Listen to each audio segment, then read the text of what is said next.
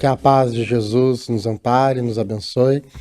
Uma alegria muito grande estar aqui mais uma vez, sempre na sede da nossa federativa. É uma alegria especial, né, de uma responsabilidade muito grande também para podermos discutir sobre a doutrina espírita que escolhemos ou que estamos escolhendo seguir como nosso caminho de orientação, a nossa diretriz segura. E gostaríamos hoje de fazer uma viagem no tempo, ao tempo de Jesus, trazendo alguns pontos importantes sobre algumas passagens específicas, que é a passagem do Monte Tabor, da transfiguração de Jesus, mas que junto com ela nós temos outros momentos também juntos nessa passagem, outros 3 pontos ou 3 passagens de Jesus muito famosas que acontecem no mesmo período ali de 24 horas e que, portanto, estão compiladas no texto junto. O Espírito, claro, que vai nos orientar e nos conduzir nesse processo é o Espírito de Amélia Rodrigues, por Divaldo Pereira Franco, no livro Primícias do Reino, no capítulo 11, em que ela se dedica justamente a essa passagem do Monte Tabor, por isso o Tabor e a planície, o momento em que Jesus está no Tabor e depois na área plana, já a volta ao mundo normal da planície.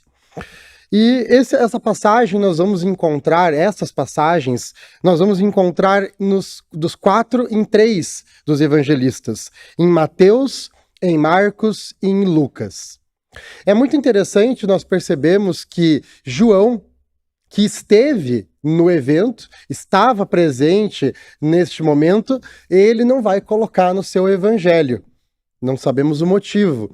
Acredito que talvez porque Jesus tinha pedido para guardar segredo, como a gente vai ver aqui, e ele levou isso tão a sério que não colocou no próprio evangelho esta passagem. Mas, pelos comentários feitos depois, os demais evangelistas vão concordar e vão trazer estes momentos importantes da vida do Cristo. As 4 passagens não é uma novidade, elas estão presentes nos evangelhos. Porém, Amélia Rodrigues, pelos seus estudos no mundo espiritual, vai nos trazer aí detalhes, pontos que a gente não vai encontrar nos evangelhos. Algumas reflexões bem interessantes, em especial um dos momentos que nós vamos aqui ressaltar, que nós realmente não vamos encontrar nos evangelhos. Ele é exclusivo de Amélia Rodrigues para todos nós. Mas Amélia Rodrigues então inicia a sua narrativa nos contando que passava-se 8 dias desde o momento conhecido como a Confissão de Pedro, quando ele, Pedro, tinha já reconhecido Jesus como mestre, como o Messias tão aguardado. Ele então, Jesus, convida, lá no mês de agosto, 3 dos principais apóstolos, Pedro, Tiago e João. E aqui já precisamos fazer uma primeira parada. Muito interessante a escolha de Jesus para subir com ele o Monte Tabor. Pedro, Tiago e João. Justamente os primeiros apóstolos que começam a sua jornada. Só faltou André. Como as narrativas evangélicas nos contam, Jesus inicia o seu apostolado através de André e também de Simão Pedro, né? Os 2 primeiros, quando ele entra no barco, como Amélia Rodrigues vai nos contar no livro Luz do Caminho, outra obra da mesma autora, em que neste livro ela vai nos contar em detalhes também esta passagem, quando ele convida os 2 para serem pescador de homens. E logo em seguida vem Tiago e João, também os irmãos pescadores, que também vão estar ali juntos naquele momento. Alguns evangelistas trazem que teria sido Filipe e Natanael, o terceiro e o quarto. Há uma discussão em relação a isso. Mas Tiago e João são um dos primeiros também. Mas a passagem de André e de Simão Pedro é muito bonita, a narrativa de Amélia Rodrigues no Luz do Caminho, quando Jesus então entra no barco após os dois irmãos terem vindos de uma jornada fracassada em busca dos peixes, e Jesus entra, aquele homem ainda desconhecido, entra no barco e convida Pedro para que volte ao mar, porque agora irá conseguir pegar os peixes que ele tanto queria. Imaginemos nós, você está voltando muito triste, talvez até revoltado, da sua jornada de pescador, em que não conseguiu nada, jogou as redes e não veio nada de peixe. E aí quando você volta, uma pessoa desconhecida entra no teu barco e diz, não, agora vá de novo, porque agora você vai conseguir pegar os peixes. E a gente fica, mas eu acabei de voltar e não consegui nada, por que que agora eu vou? E quem que é esse homem que está aqui me falando que é para eu voltar para o mar? Com certeza Pedro já percebeu ali a autoridade moral de Jesus. Já havia a questão energética entre os dois, a autoridade moral de Jesus com certeza já falou mais alto. E Pedro se vê realmente instigado a retornar, e ali sim realmente ele consegue pegar os peixes necessários. E aí é que quando eles voltam, Jesus diz, então agora vem ser comigo também pescador de homens.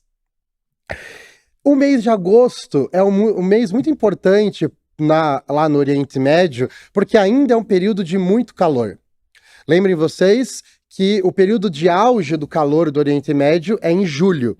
Tanto que na última Copa do Mundo, quem lembra, ela precisou ser alterada a data para o fim do ano, porque o calor de julho é quase impossível. Como que vai jogar bola nessas condições? E o mês de agosto, como a própria Amélia Rodrigues nos lembra, ainda é um período de muito calor na região. Então, conseguir enfrentar o calor do Oriente Médio em agosto, já naquela época, era um grande desafio. E era então fim da tarde, ainda de agosto, esse período ainda muito quente, de dias de muito calor. E aí então Jesus convida os três para subir com ele o Monte Tabor. Alguns historiadores dizem que teria sido em outro local, no Hermon, mas a maioria concorda que é o Monte Tabor. O Monte Tabor tem em torno de 560 metros de altura. E como a própria benfeitora nos lembra, levava em torno de 4 horas para que você conseguisse subir o monte a pé. Para quem gosta de trilha, talvez vá perceber o que é subir um monte em 4 horas. 500 metros, até que não é assim tão alto, mas é uma altura considerável. A pé. Vamos lembrar que não tem tênis, não tem chinelo, não tem tênis olímpico com mola para utilizar aqui, eles vão descalço, provavelmente. Então, subir o monte 4 horas até chegar no alto do monte. E Jesus com uma proposta muito inusitada, subir o monte, depois de 4 horas de caminhada, para meditar. Vamos pensar se fôssemos nós. Será que a gente aguentava fazer isso? No fim da tarde, já está cansado do dia, depois de um dia de muito quente, o mestre chama você para andar 4 horas para subir o monte, para chegar lá e passar a noite meditando. Será que a gente aguentava isso? Será que a gente está preparado para esse momento de espiritualidade? Os apóstolos não estavam, como nós sabemos, e caíram no sono. Será que nós também não cairíamos no sono, se fôssemos nós? Então Jesus começa a meditar e os 4 acabam caindo no sono. Passado então algumas horas, nos diz a narrativa, os 3 acabam então, Pedro, Tiago e João, acordam e se deparam com a cena de Jesus conversando com Elias e conversando com Moisés. 2 das grandes personalidades que nós temos da cultura judaica. O profeta Elias, que estava morto há mais de 900 anos, e Moisés há muito mais. Não precisamos fazer as devidas apresentações lá dos 10 mandamentos, pessoa muito importante da cultura judaica. E Jesus então dialogava com eles. Não sabemos o conteúdo da conversa, mas podemos imaginar o quão belo deveria estar essa conversa? O que Jesus será tanto discutia com Elias e conversava também com Moisés? E os 3 apóstolos, através da mediunidade, conseguem, hoje a doutrina nos explica, através da mediunidade, conseguem visualizar essa cena. Tentemos abstrair ou perceber a energia do momento. Imagine se estivéssemos nós acordando, vendo Jesus, conversando com Moisés e com Elias. A energia daquele momento. E aí é o momento famoso da chamada transfiguração, em que diz que Jesus estava com as roupas como se estivessem pegando fogos. Outras traduções dizem que era de uma cor branca, tão branca, que ninguém conseguia hoje abrir ou ter essa cor branca como Jesus estava naquele momento. E a transfiguração, obviamente, é explicada hoje pela doutrina espírita, principalmente na obra A Gênese, em que vamos encontrar a explicação de Allan Kardec para o fenômeno da transfiguração. E Kardec nos diz assim: assim se operam as transfigurações, que refletem sempre qualidades e sentimentos predominantes no espírito. O fenômeno resulta, portanto, de uma transformação fluídica. É uma espécie de aparição perispirítica, em que se produz sobre o próprio corpo do vivo, e algumas vezes no momento da morte. E um pouquinho antes, ele também vai nos dizer: o espírito encarnado se identifica com as coisas do mundo espiritual. Pode a expressão de um semblante feio tornar-se belo, radioso e luminoso. Se ao contrário o espírito é preso de paixões mais, um semblante belo pode tomar um aspecto horrendo. É o momento de Jesus com o seu perispírito.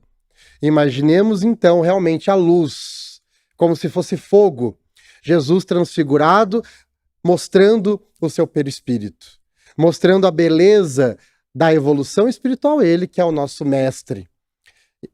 Se fôssemos nós vendo essa cena, de Jesus ali transfigurado.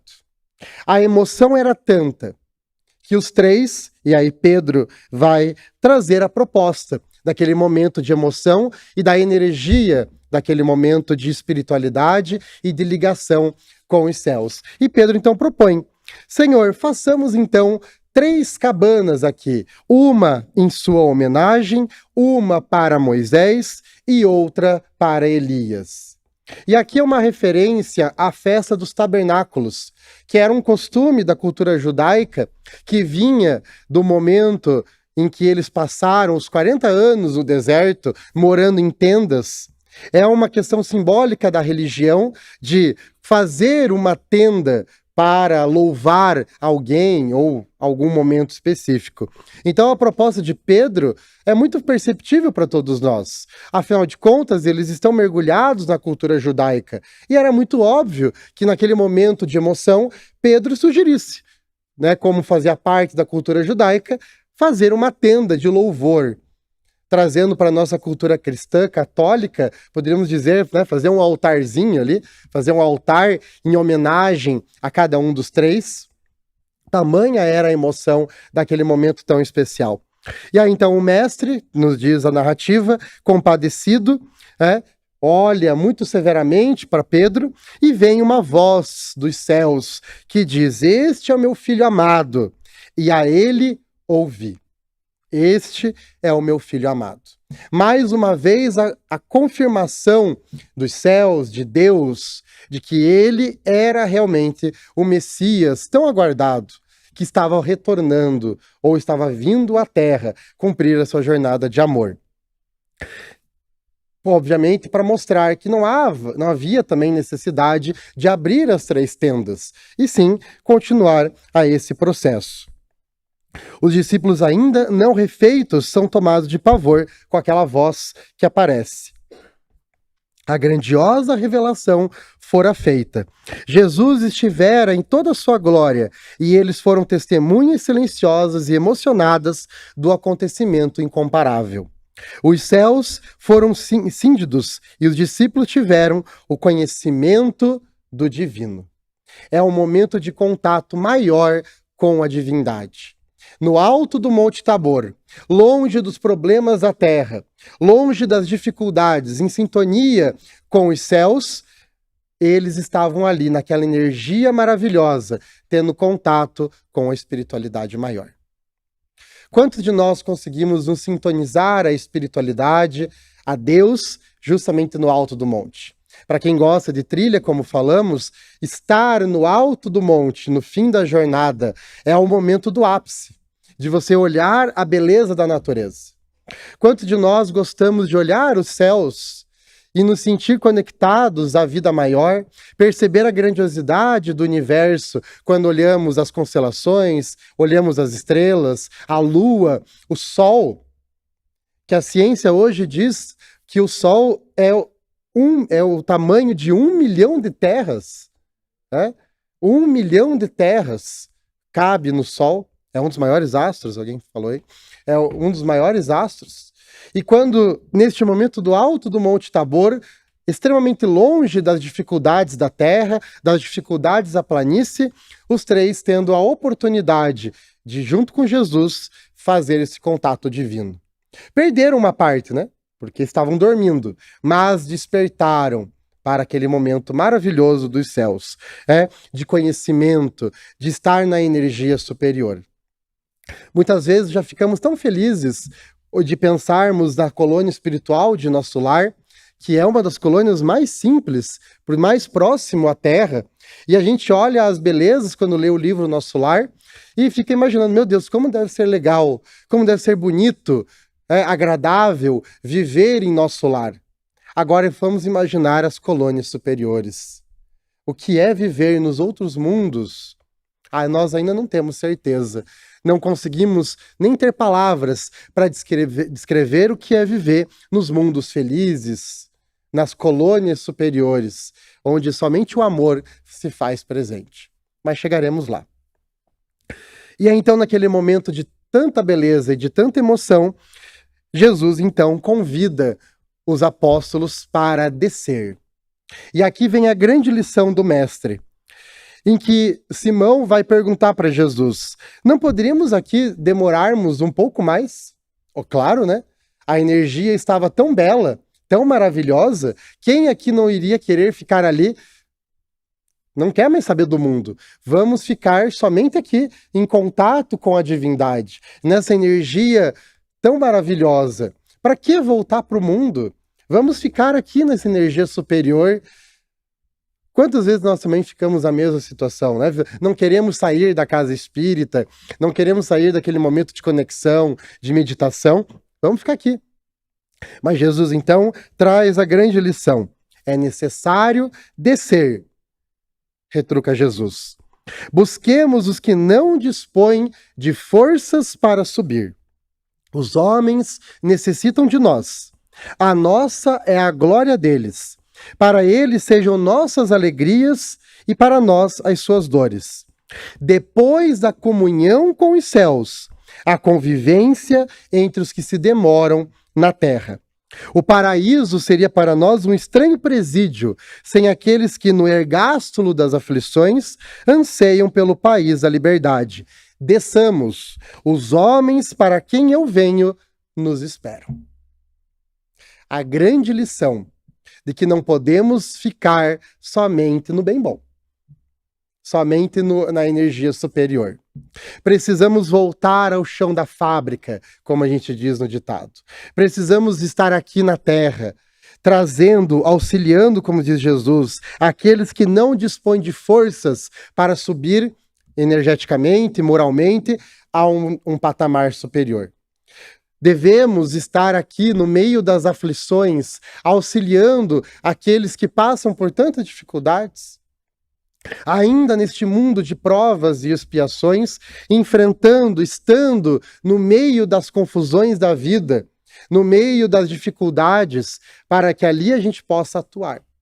Como diria Francisco de Assis, ou os franciscanos, na famosa oração, onde houver ódio, que eu leve o amor, e assim vai. Justamente a importância de estarmos aonde precisa da dificuldade, aonde está o problema. Estarmos em um ambiente onde a paz já se faz presente, não há necessidade de colocar, da dificuldade, do desafio, de colocarmos a nossa visão de mundo ali. O ambiente já está bom, já está tudo organizado. Agora, é no local de desafio, é onde ainda existe a dor, é ali que mora o nosso valor. É ali que mora o nosso desafio, de auxiliar aquele ambiente a se transformar. Onde houver ódio, que eu leve o amor. Mostrar a outra face. O espírito Delfina de Girardin, no Evangelho segundo o Espiritismo, vai fazer a comparação com o soldado.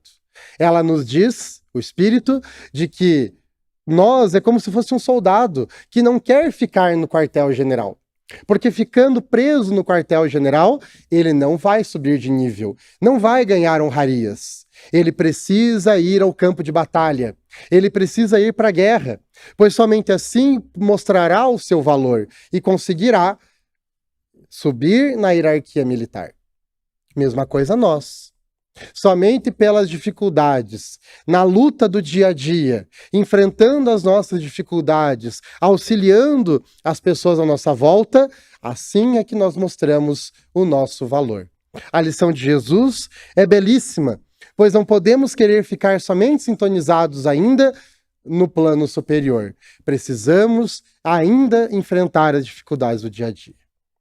Lembremos do exemplo de Bezerra de Menezes, que já poderia estar nas colônias superiores e escolheu estar aqui na Terra ainda, auxiliando a todos nós, por se fazer útil, por se sentir útil, de estar aqui ainda ajudando aqueles que passam pelas dificuldades a superar as suas questões. E quando nós falamos em auxiliar os outros, estamos falando do nosso dia a dia. É a família, é o trabalho, é a casa espírita, é no trânsito, é na nossa vida cotidiana, auxiliando os nossos parentes, os nossos familiares, os nossos vizinhos, as pessoas que fazem parte do nosso dia a dia. É no nosso ambiente de trabalho, é com as pessoas que nós convivemos, em todos os ambientes em que estamos, conseguir identificar e perceber as pessoas que estão em sofrimento e fazer o devido acolhimento. Os ambientes que estão ainda divididos, que nós levemos a paz, como diria Paulo de Tarso. Quando estiverdes com os outros, quando estiverdes em contato com os homens, diz Paulo de Tarso na carta aos Romanos, ali esteja em paz, buscando a mudança do ambiente. Então a lição de Jesus é maravilhosa, de que lembremos que precisamos nos sintonizar com os céus. Precisamos deste momento de transcendência, de transfiguração simbólica, mas que precisamos também voltar para a nossa vida cotidiana. Precisamos voltar aos problemas do nosso dia a dia, aos nossos desafios da vida cotidiana, aos problemas que nós passamos, que estão ali para serem superados. Então, precisamos descer ao chão da fábrica, precisamos descer para o mundo, ainda um mundo de provas e expiações, que aos pouquinhos está indo para o mundo de regeneração. E aí então eles começam a subir o monte, mais 4 horas para voltar. Já é de manhã, eles vão chegar de manhãzinha lá na planície. Mas no meio do caminho, eles vão dialogando, vão conversando, os apóstolos. E aí um deles lembra da profecia que está nas Escrituras, de que se Jesus é então o Messias, como eles acabaram de escutar daquela voz, este é o meu filho amado, a ele ouvi. Se ele realmente é o mestre, como está muito claro naquele momento do Tabor, e como Pedro já havia confessado há 8 dias atrás, então agora vem a dúvida. Alguém lembrou da profecia, que para o mestre, para o Messias vir, era preciso que Elias voltasse. E se Jesus está ali com eles, e já está reconhecido como mestre, isso significa que Elias voltou. Mas será que Elias voltou? Se não perceberam ali que Elias voltou?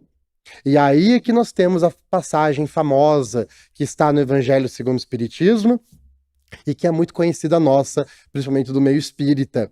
Quando Jesus, então, dirá: Elias já veio, e não o conheceram, mas fizeram-lhe tudo quanto quiseram.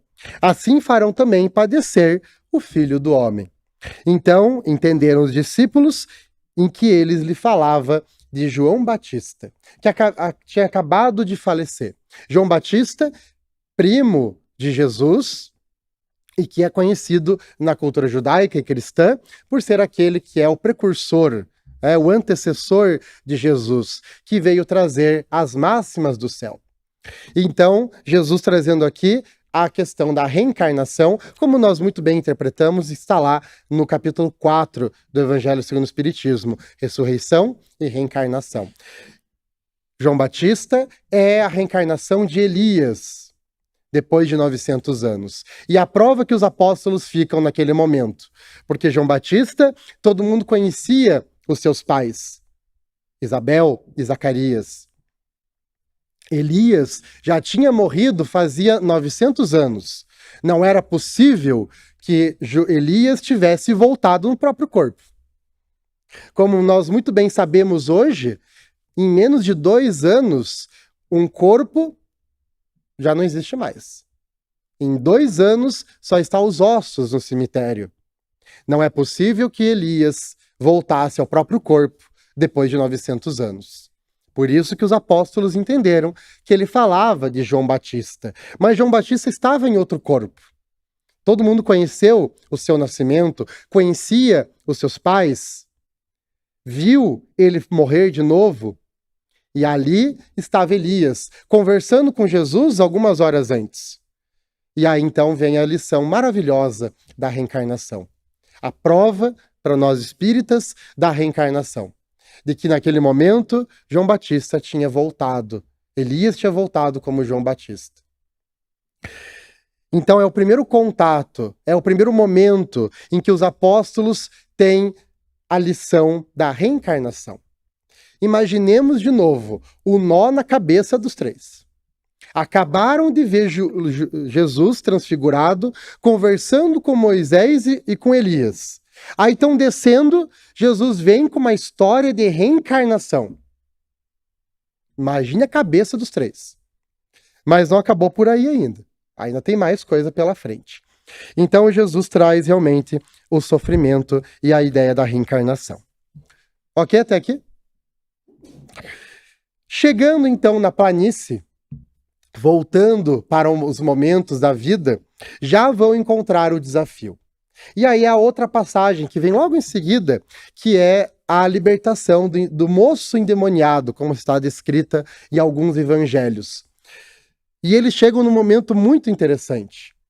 Os apóstolos, os demais, os outros 9 que tinham ficado na planície, tinham sido recepcionados, ou melhor, tinham sido chamados por um homem com muito sofrimento, trazendo o seu filho, entre aspas, endemoniado, num processo, podemos dizer hoje, pelo espiritismo, de uma obsessão muito grande. Já desde muito cedo, ele já era jovem ainda, mas desde criança, ligado a esse espírito, num processo de obsessão gravíssimo, como nos diz aqui, em que alterava toda a estrutura mental e material, corporal, daquele espírito, daquele menino. E os apóstolos, então, os 9, tentando fazer de tudo para salvar aquele menino. Jesus já tinha dado a eles a autoridade de poder libertar demônios, entre aspas. Mas naquele momento, eles estavam tentando de tudo e não estavam conseguindo. Soltaram aquelas frases famosas que a gente conhece, né? Afasta-se, Satanás, filho das trevas, semente de Beelzebu, brada Tadeu, nos diz aqui Amélia Rodrigues. Vá embora, decaído, imundo, vá embora. E não estava dando certo. Como a gente tanto sabe, né? O espírito dá risada. Ao escutar essas palavras, o espírito dá risada, porque não adianta de nada soltar essas palavras. E já estava vergonhoso. Eles não conseguiam libertar aquele jovem. O pai, desesperado, porque queria que o filho, desesperado, que o filho talvez fosse a morte. Tamanha era o nível da obsessão. E os fariseus olhando a cena e dando risada, mostrando a prova de que aquilo dali era uma farsa. E aos apóstolos, então, no alto do desespero, perguntam: meu Deus, cadê Jesus, né? E aí vem a nossa fé vacilante. Aonde que está Jesus que não sabe da nossa aflição? Está lá, Simão, né? O Zelote. Onde andará o mestre que não vem nos socorrer? Não saberá ele da nossa aflição? A gente joga a culpa no mestre, né? Ele não sabe que a gente está passando por isso aqui? Cadê ele que não volta nunca lá do Monte Tabor? E aí então Jesus chega justamente nesse momento, junto com os três, descendo o Monte Tabor. E antes de qualquer coisa, é o pai do jovem que vem então a Jesus. E Jesus então pergunta: o que é que discutes com eles? Mestre, trouxe-te o meu filho, que tem um espírito mudo. E este, onde quer que o apanhe, despedaça-o, e ele espuma, e range os dentes, e vai secando. Eu disse aos teus discípulos que o expulsassem, e não puderam. Se podes, diz o pai a Jesus, se podes, salva o meu filho. E Jesus, então, na narrativa evangélica, aqui a Amélia Rodrigues descreve um pouco diferente, mas nos evangelhos diz que Jesus dá uma bronca ali no pai, né? Se podes, é, claro que eu posso, né? Mas se podes, e aí que Jesus diz, se tu podes crer, tudo é possível àquele que crê. E o pai diz, eu creio, Senhor, ajuda a minha incredulidade. O pai percebendo que tinha falado que não devia, né? Percebendo que questionou ali a incredulidade, questionou Jesus com muita incredulidade, e aí agora ele não, eu creio, Senhor, ajuda a minha, ao meu filho, a minha incredulidade. O Rabi se comove, diz Amélia Rodrigues. O semblante sereno expressa toda a angústia do seu espírito. Sem qualquer mágoa, fita primeiro Jesus os companheiros medrosos e o admoesta com veemência: até quando estarei convosco? Homens de pouca fé. E aqui é que vem, então, a exclusividade de Joana de Amélia Rodrigues. Porque nós não vamos encontrar esse momento aqui nos evangelhos. Porque nos evangelhos já vai direto para o momento que Jesus, então, vai dizer ao jovem, para o espírito que vai embora, e o espírito vai. E Jesus liberta aquele jovem, que diz a narrativa, cai ali praticamente morto, mas que logo se levanta e vai embora feliz e liberto daquela obsessão. Antes disso, Amélia Rodrigues nos traz um outro detalhe importante, já no início do capítulo, nos explicando as questões da obsessão. De que não era por acaso. Amélia Rodrigues, no início do capítulo, vai nos dizer qual era a ligação daquele jovem com aquele espírito. E diz ela que eram jovens que, nas vidas anteriores, já tinham compartilhado cenas de sangue, mas diz ela, sofria desde a tenra sob o jugo violento do impiedoso algozes encarnado. As raízes do ódio nefando se perdiam nas sombras do passado, quando foram comensais da mesa farta da loucura e se redaram em odienta cena de sangue. Agora, a lei soberana que jungia o criminoso não punido, a justiça desrespeitada, se manifesta sobressaeira. O paraíso espiritual se manara ao sofredor e reproduzia nele os ergares epilépticos em que se consumia, vítima de si mesmo, escravo do ódio.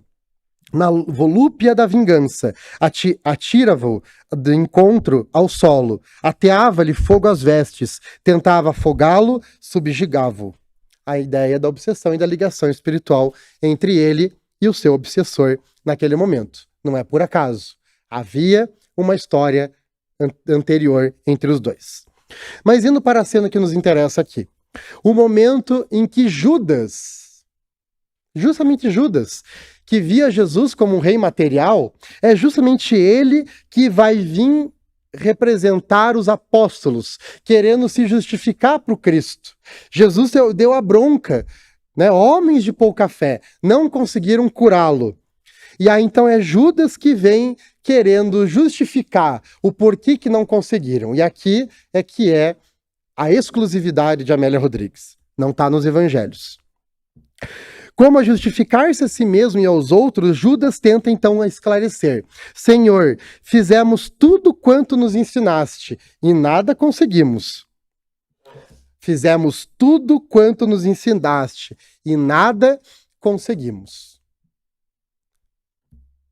Olha o que Judas está falando. Vou ler de novo. Fizemos tudo quanto nos ensinaste e nada conseguimos. Judas está justificando ou dando a culpa para quem? Deles não terem conseguido libertar o moço? De Jesus. Senhor, fizemos o que você ensinou para fazer e não deu certo. Assim como um aluno, que às vezes vem, professor, tá errado isso aí. Eu fiz o que você mandou fazer, não deu certo. Olha a petulância de Judas, jogando a culpa no mestre. Fizemos o que você nos ensinou, Senhor, mas não deu certo. Teus métodos aí estão errados. Reveja teus métodos. Porque a gente fez o que você mandou fazer e não deu certo. E aí, então, a Amélia Rodrigues vai trazer as suas reflexões sobre esse momento, dizendo: a arrogância da fraqueza é mais petulante do que a vaidade da força. Essa frase me chama a atenção, vou ler de volta. A arrogância da fraqueza é mais petulante do que a vaidade da força.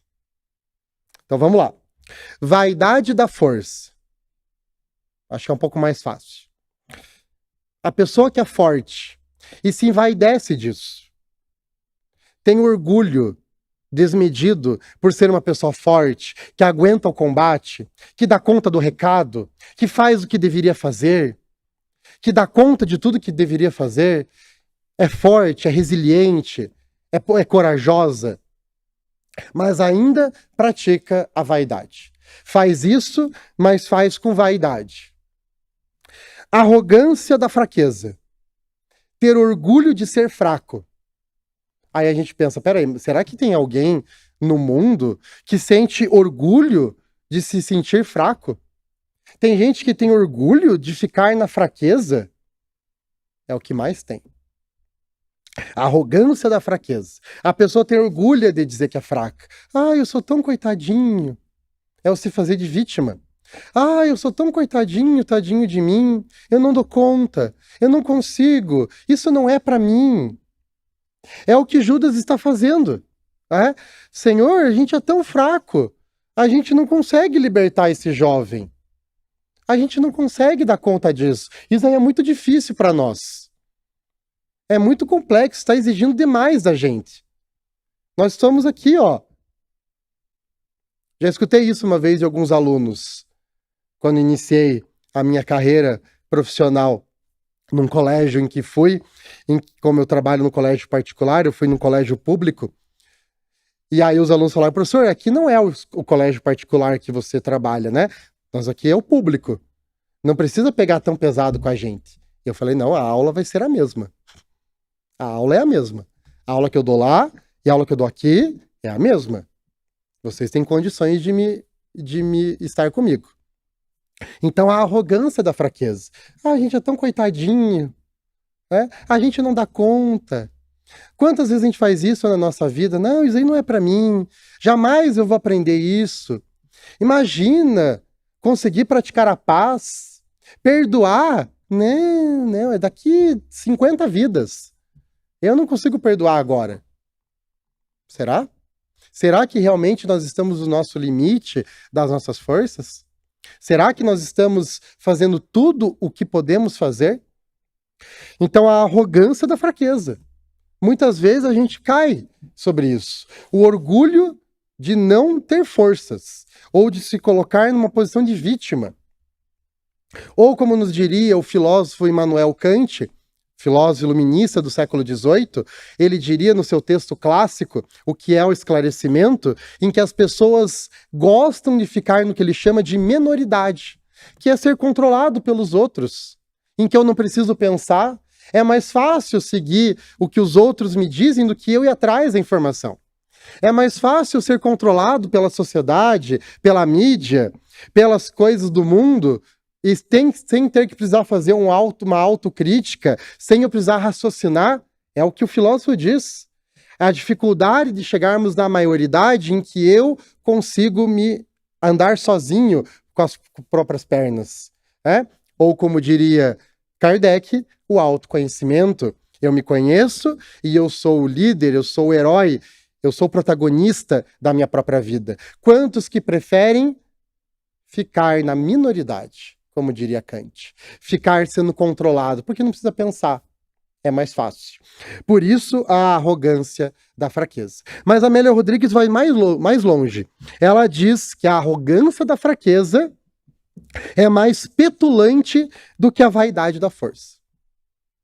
Ou seja, se é para escolher o menos pior, fiquemos com a vaidade da força.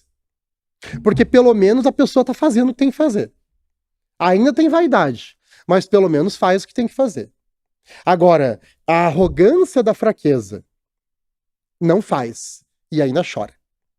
Mas ela diz que a arrogância da fraqueza é mais petulante que a vaidade da força. Ou seja, ela aparece mais. Olha que interessante. A vaidade da força, a gente acha que é ela que vai aparecer mais. No momento, numa situação, parece que a vaidade da força é que ganha mais holofote, ganha mais força, porque é uma ideia de força, é uma ideia de coragem, é a vaidade, a pessoa ganha destaque. Mas a Amélia Rodrigues dizendo que não. Entre a vaidade da força e a arrogância a arrogância da fraqueza vence.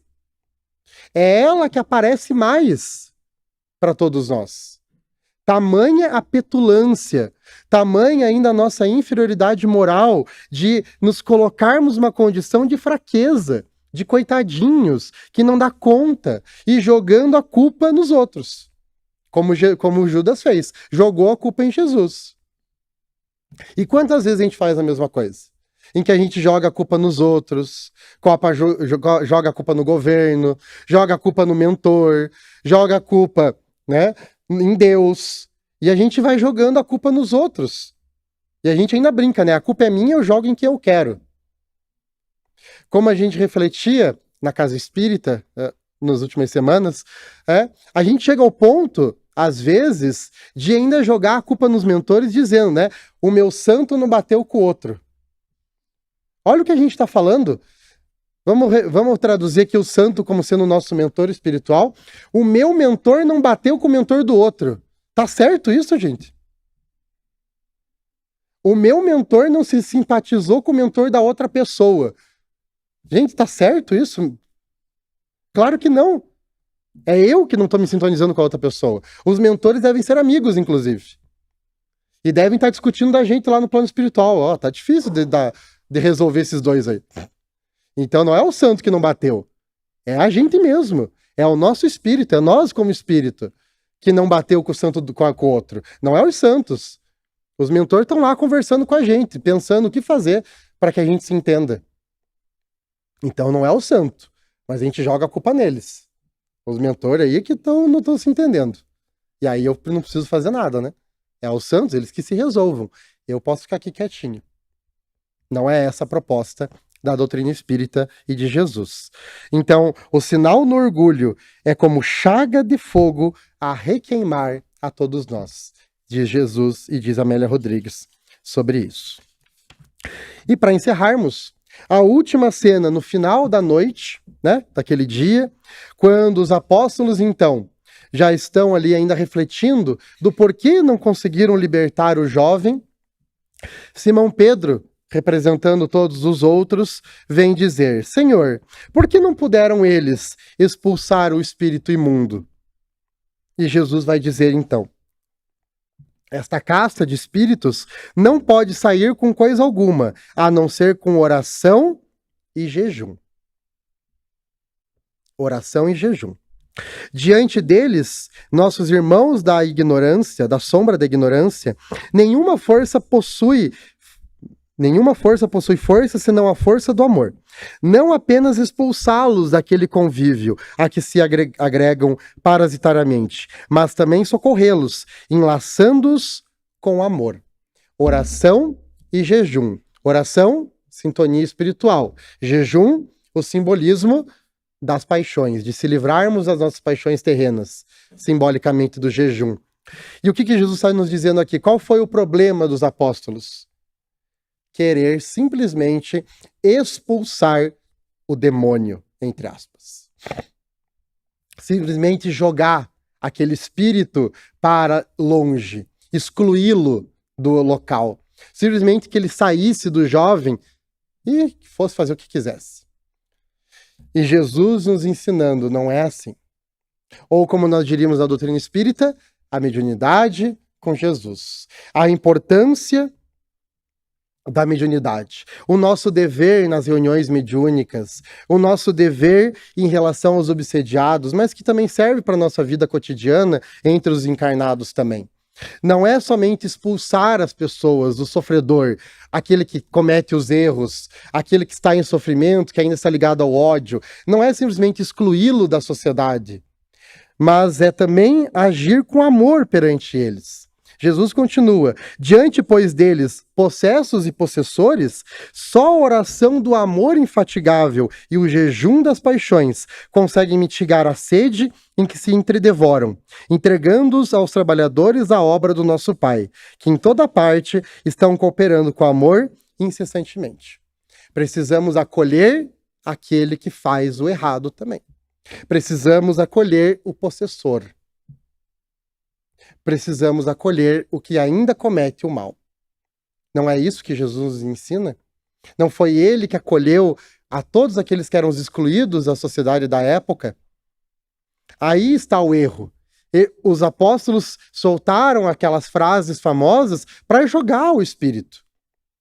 Mas a proposta de Jesus, a proposta cristã, a proposta espírita é que a gente acolha também aquele que também erra. Aquele que também ainda comete o mal. Não simplesmente jogá-lo. Não é isso que nós fazemos nas reuniões mediúnicas da Casa Espírita? Quando vem um espírito igual a este, em que nós conversamos com o espírito, tentamos fazê-lo perceber o sofrimento em que ele está envolvido, nós estamos acolhendo a esse espírito. É essa a proposta espírita. É acolher aquele espírito que também está fazendo ainda no sentimento de ódio, para que ele perceba de que o caminho que ele está seguindo está fazendo mal para ele. E que ele perceba a ajuda dos mentores que estão ali para levá-los para um momento de regeneração. Não de excluir os erros que cometeu. Não que ele não vai responder pelo mal que cometeu, mas que seja acolhido para poder se refazer e ter uma vida nova a partir dali. É essa a proposta do Evangelho de Jesus. E esse foi o erro dos apóstolos, de não acolher aquele que estava obsediando o jovem. Não é somente excluí-lo, não é somente expulsá-lo, é trazê-lo para perto, acolhê-lo e fazê-lo mudar de vida. Esse é o desafio que Jesus nos coloca.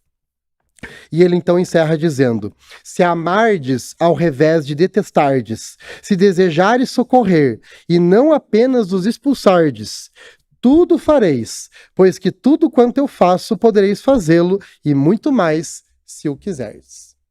Se os apóstolos tivessem acolhido ao obsessor, também eles teriam conseguido cumprir o seu papel. Eles estavam em 9 e não conseguiram fazer o que deveria ser feito.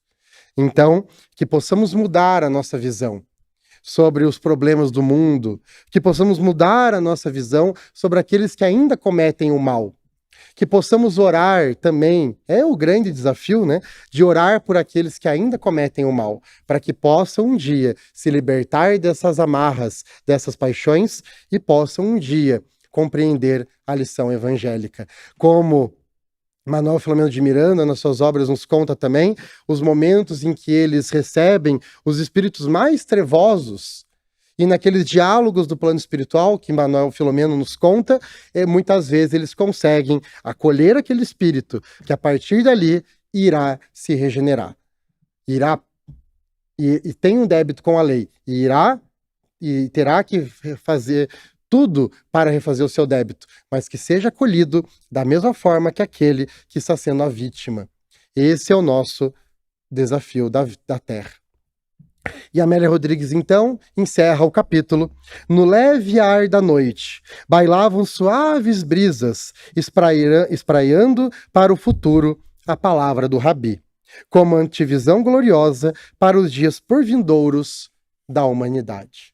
depois daquelas 24 horas de grande aprendizado, com 4 grandes momentos da transfiguração, da reencarnação, do endemoniado e essa lição do amor, fechava aquelas 24 horas, mostrando o futuro da humanidade, como as grandes lições para que nós possamos agora, há quase 2000 anos, ainda conseguir colocar em prática o entendimento da importância da elevação espiritual, a importância do contato com Deus, a lição da reencarnação, que estamos em processo, a fé, a autoridade moral, a lição do amor e, principalmente, que abandonemos a arrogância da fraqueza, mas também abandonemos a vaidade da força.